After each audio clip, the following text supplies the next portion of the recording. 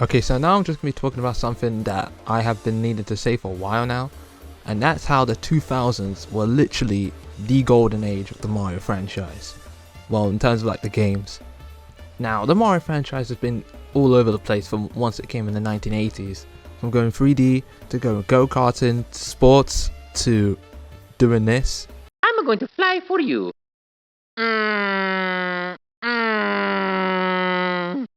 But recently, and especially thanks to the Mario movie, I feel like the franchise has peaked in terms of popularity. Now, the franchise has always been popular as well as the games, but with the opening of Super Nintendo World and the release of other forms of media such as, like I said, movies, the series has reached like Disney level status, which is something we can all agree on now. At the time, Mario was like more recognizable than Mickey Mouse in America during the 1990s, so it was never far off from happening. Every Switch game from their retrospective series has been the most sold out of the games in their series. So why do I still think the 2000s was the best era for the franchise? Well, it's because of how creative everything was. In a span of 5 years, we had the rise of so many new Mario sub-series. Luigi's Mansion in 2001, the Paper Mario series was released worldwide in 2001 also, the rise of WarioWare, the Mario Luigi series, and the birth of 2 new Mario sports series, which being Baseball and Strikers.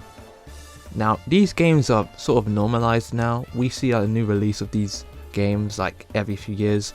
But back then, these were like completely new. Things people would never expect to see Nintendo to make. Take a look at Mario Strikers for example. Its change of mode made a complete 180 with the traditional Mario aesthetic. Oh hey Mario, how's it going? Oh holy shit! Bro has had enough. All of these games had their own theme, their own unique gameplay elements, and it worked. All of these series have gained a vast wave of fans that when a new entry from that series comes out, it will sell millions. Still waiting for Mario and Luigi to have that same effect. What's even better was how all the existing franchises then also had some weirdness to them. Double Dash had 2 characters in one card, where every character had their own special item. Mario Power Tennis, everyone had their own special moves that could change the game entirely while also fitting the personalities of the characters so well. 3D Mario was set on an entirely different island that was really distinct from the Mushroom Kingdom. And 2D Mario was, well, yeah, that was dead for a while. But it did come back in 2006 with New Super Mario Bros. Now at the time, this game was like really unique, and it still is to this day. It's just that it's always grouped together with the New Super Mario Bros. Games after that, and I kinda don't blame them. But this game is still like by far the most unique out of all of them. Like how is DS the only 2D Mario game to still have unique boss fights? Like I don't understand that. They are like really easy, but they're still like unique. They're not just the Koopalings 4 times in a row. Well, at least Super Mario Bros. Wonder is still unique and well, let's talk about the Mario sports games instead. Now, I think everyone can agree that the GameCube to the Wii era was when these sports games were at their best. They weren't so dependent on these free updates to keep them enjoyable for more than a week. They had extra modes and things to unlock for you to come back to. It was all really fun. My favourite to do this was Mario Power Tennis. I don't know, something about unlocking things in that game was really special to me. But around the 2010s, these games started to decline. And now, there are some great games that had positive feedback around this decade, Mario Golf World Tour specifically, but most of them were pretty barren with little to no content. With the Switch games, I think what irks me as well is how Nintendo barely uses any of the new characters, in the mainline specifically. There are barely any nods to Super Mario Odyssey in these games. Let's take this as a contrast to Super Mario Sunshine, when almost everything in that game was represented.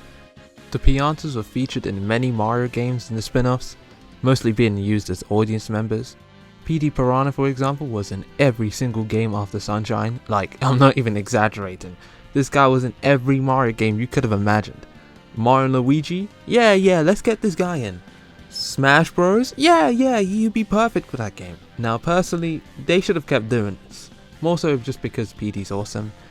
And if you disagree, well, your opinion sucks. Now, back to Odyssey, you can see that the contrast with Sunshine to now, where barely any characters that were exclusive to Mario Odyssey have returned. Like even Cappy, who was literally the second main character in that game, he hasn't appeared since Odyssey released. Like it's so weird. The only representation Odyssey has gotten is New Donk City, with Pauline, and even though she's not even an original character to that game, as she debuted in Donkey Kong.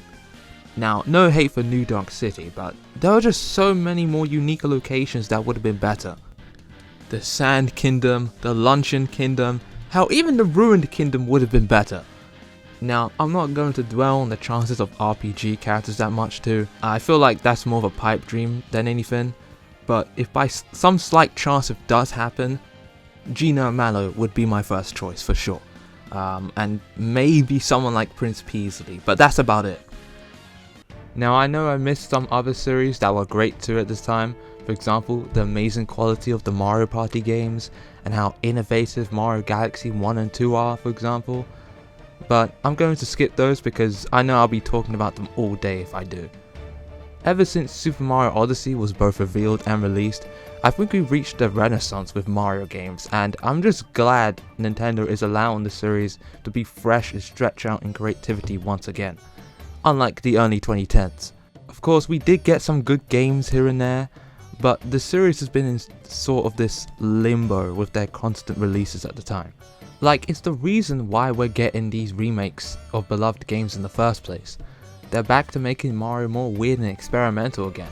Maybe not so much as the 2000s were, but it's still present. And I hope they expand on this with the Switch 2 and their Mario games. So yeah, that's all I have to talk about today. If you liked the video, make sure to leave a like, I'd really appreciate it. And make sure to subscribe as well, I'm almost at 300 subscribers. And I'll see you guys in my next video.